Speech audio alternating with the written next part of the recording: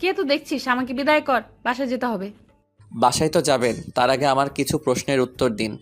তাড়াতাড়ি বল। চেয়ারে বসেন, দরকার হলে আমি এগিয়ে দিয়ে আসব। আফিয়া চেয়ারে বসলো। আমি বললাম, মনে আছে মাসখানেক আগে বলছিলাম আমার 20,000 টাকা ছিনতাই হয়ে গিয়েছিল? হুম, মনে আছে। এর আগের দিন রাতে আপনি আমার কাছ থেকে কিছু টাকার মাল কিনেছিলেন। হুম। আপনি যে 1,000 টাকার নোট দিয়েছিলেন ওই টাকাটা ছিনতাই হওয়া টাকার মধ্যে ছিল। কিন্তু আজকে এই 1,000 টাকা ওই দিন আপনার দেওয়া 1,000 টাকা।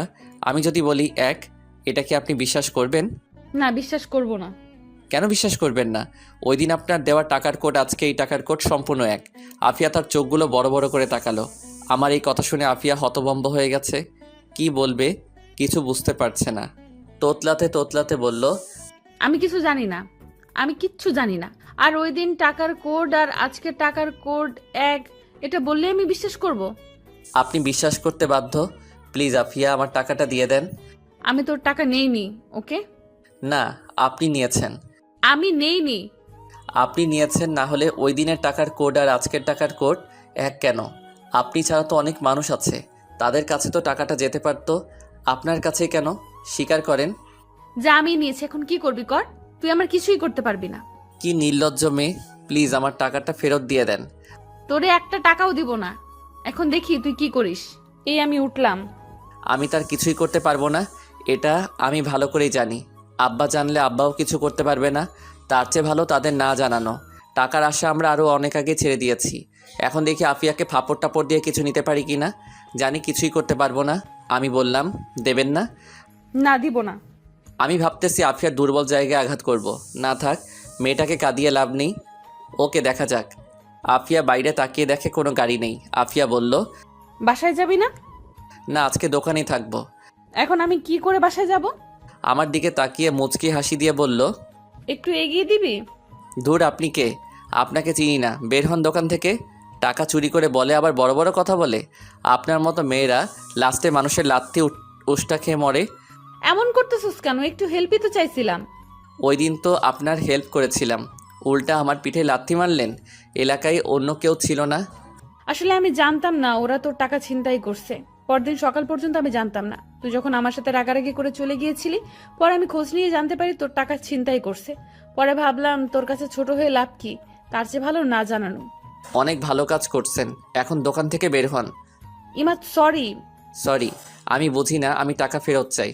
20,000 টাকা কামানো খুব কষ্ট। চোররা টাকার মর্যাদা কি বুঝবে? আফিয়ার মুখটা মুহূর্তের মধ্যেই কালো হয়ে গেল। মনে হচ্ছে লজ্জায় কি বলবে, কিছুই বুঝতে পারছে না।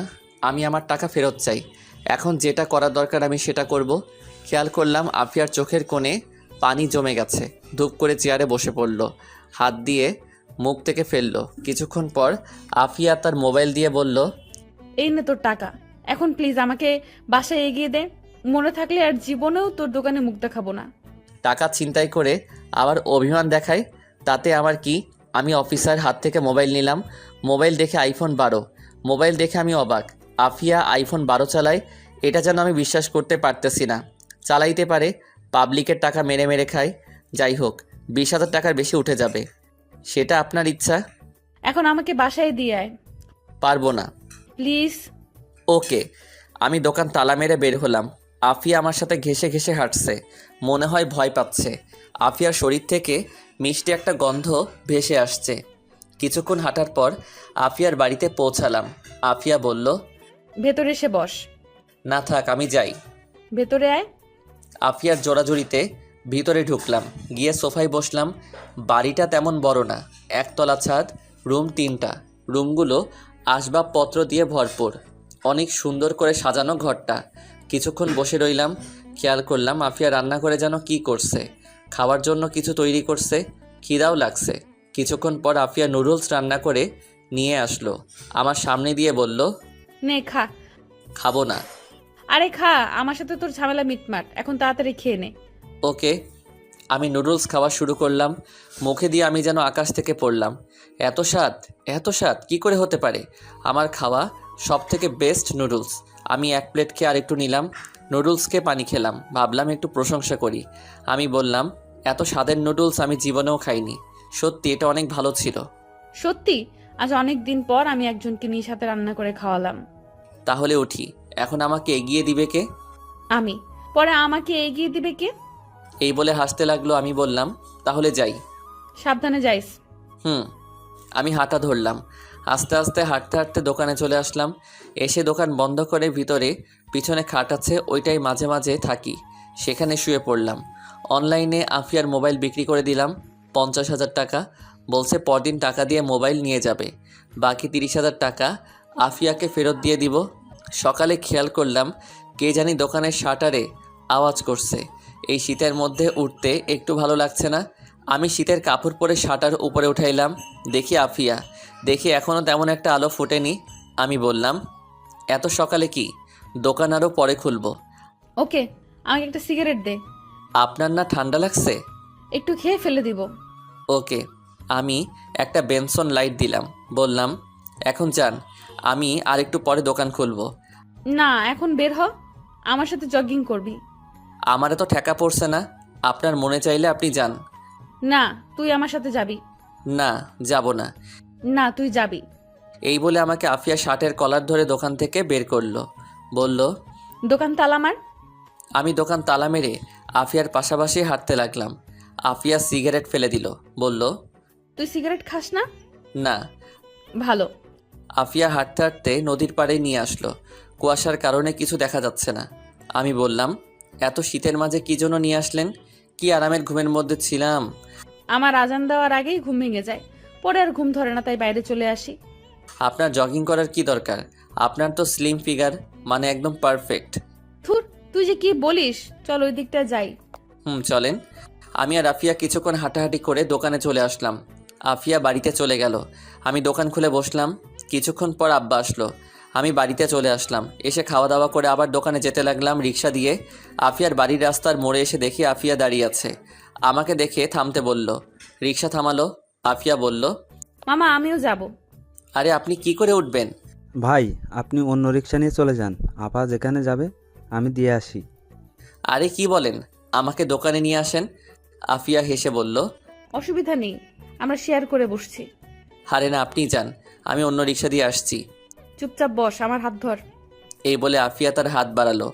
আমি অনিচ্ছা সত্ত্বেও আফিয়ার হাত ধরে টান দিয়ে আমার পাশে বসালাম। আমাদের দুজনকে এভাবে দেখে মানুষ আর চোখে তাকাতে লাগলো। আমি লজ্জায় মুখ ঢেকে ফেললাম। কিছুক্ষণের মধ্যেই দোকানে পৌঁছালাম। দুপুরের খাবার নিয়ে এসেছি। আমি আসলে আব্বা চলে গেল। আফিয়া আরও আগে নেমে গিয়েছে। ঘণ্টাখানেক পর দেখি আফিয়া আমার দোকানের পাশে দাঁড়িয়ে কয়েকটি ছেলের সাথে কথা বলছে। তাদের মধ্যে দোকানে একটা মেয়ে কাস্টমার আসলো। বলল, একটা নম্বর লেখেন, 0175245। আচ্ছা থাক থাক, এখনকার যুগে ফ্ল্যাক্সিলোড করেই শান্তি পায় না। একটা মিনিট কর দেন। মানে?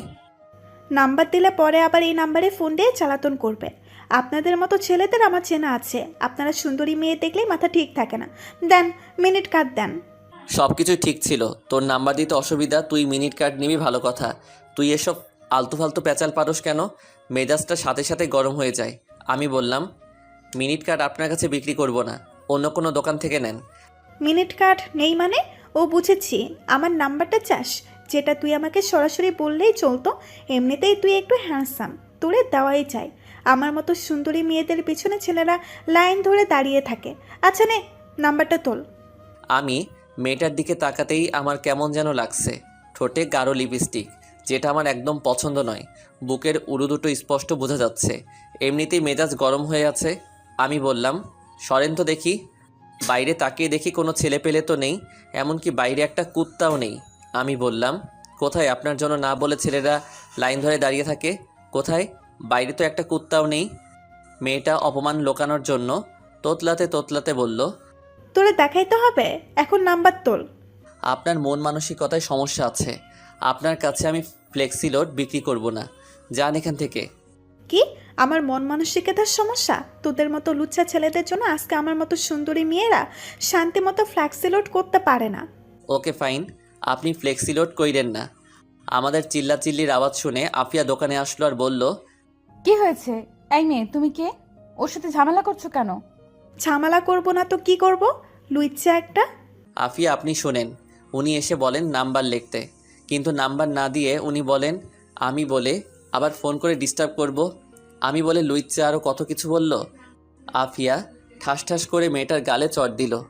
বলল, তোর সাহস তো কম না, তুই কি করে ইমাদকে লুচ্চা বলিস? তোর নম্বর দিতে এতই প্রবলেম, তাহলে ফ্লেক্স লোড করতে আসছিস কেন? আপনার সাহস তো কম না, আপনি কি করে আমাকে চড় মারলেন? জানেন আমি কে? আমি এই এলাকার চেয়ারম্যানের মেয়ে। আব্বারে বললে আপনাদের সবগুলোকে এখন ফুগে পাঠাবে। এক্ষুনি তোর আব্বারে ফোন দে। ও তোর মোবাইলে তো ব্যালেন্সই নেই, দাঁড়া আমি কল দিচ্ছি। এই বলে আফিয়া কাকে যেন কল করলো। ফোন ধরলে বলল, কেমন আছেন আঙ্কেল? আপনার মেয়ের নাম যেন কি? ও এখানে একটু ঝামেলা করছে, ওকে একটু বোঝান তো। এই নে মোবাইল ধর।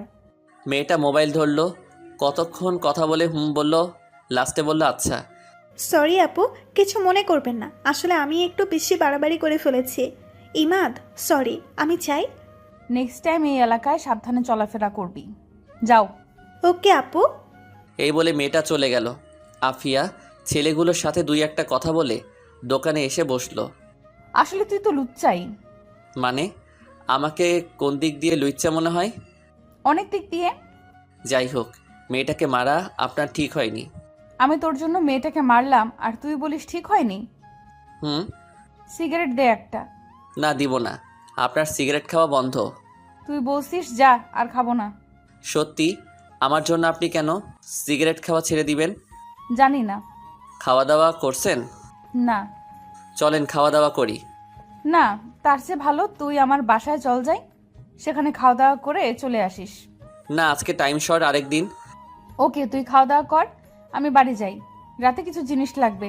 এই রিক্সা। আফিয়া রিক্সা দিয়ে চলে গেল।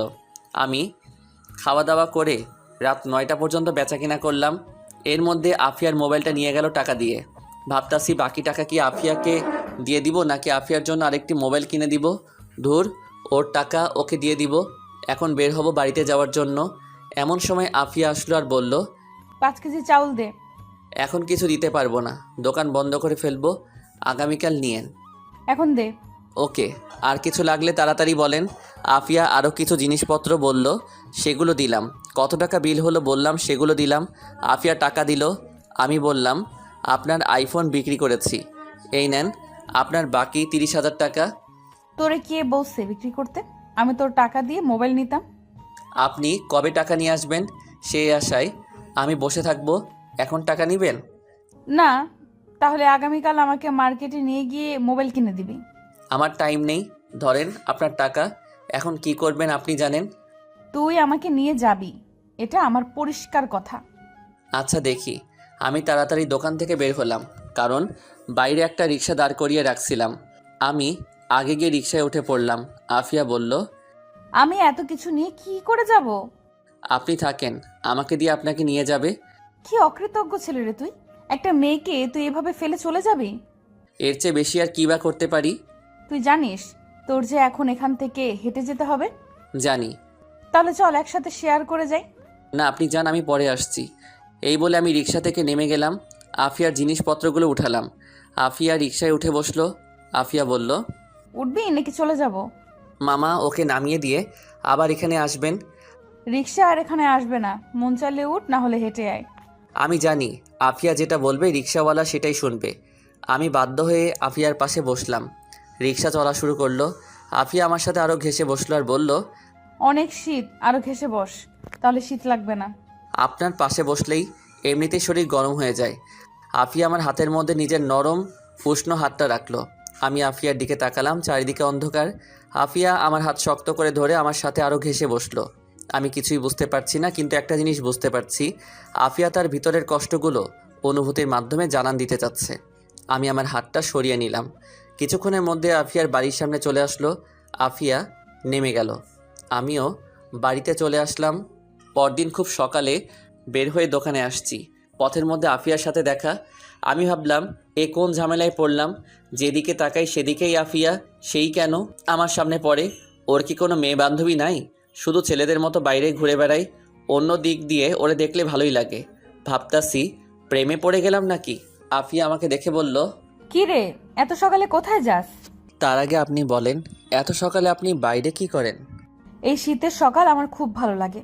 এত ঠান্ডার মধ্যে নিজেকে গরম রাখার মধ্যে যে একটা অনুভূতি, সেটা তোরে বলে বোঝাতে পারবো না। ও আজকে আরো পরে দোকান খুলিস।